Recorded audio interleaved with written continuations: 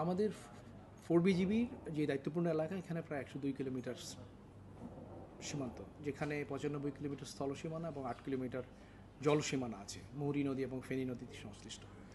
এই সম্পূর্ণ সীমানায় আমরা আমাদের নজরদারি এবং গোয়েন্দা তৎপরতা অব্যাহত আছে। আর আপনারা যেটা আপনি বলেছেন যে এখানে কোনো বিএস কর্তৃক কোনো ধরনের থ্রেড বা কোনো ধরনের পরীক্ষা বা ট্রেন্স করা হয়েছে কিনা, এখন পর্যন্ত সে ধরনের কোনো আলামত আমরা লক্ষ্য করিনি। আমরা তাদের সাথে পেশাদারি সম্পর্ক বজায় রাখছি এবং এ ধরনের কোনো সম্ভাবনা আমরা এখনও দেখছি না। আমার ভবিষ্যতে এটা সময় বলে দিবে। আপনারা জানেন যে বর্তমান প্রেক্ষাপটে আমাদের সীমান্ত অঞ্চলে পূর্বের তুলনায় টহল তৎপরতা এবং গোয়েন্দা তৎপরতা বৃদ্ধি পেয়েছে। ইতিমধ্যে আমরা জানি যে সীমান্তের বিভিন্ন অঞ্চলে কিছু পুশিনের ঘটনা ঘটেছে।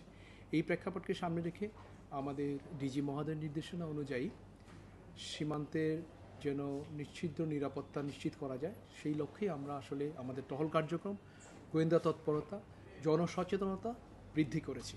আমাদের পাশাপাশি আনসার ভিডিও আমাদের টহলে এবং সীমান্ত প্রহরায় তারা সাহায্য করছে, যেন কোনোভাবেই কোনো ধরনের অনাকাঙ্ক্ষিত ঘটনা এবং অনুপ্রবেশ না ঘটে। এই কারণে আমাদের এই কার্যক্রম চলছে এবং পরিস্থিতি স্বাভাবিক না হওয়া পর্যন্ত আমরা এই কার্যক্রম চালিয়ে যাব।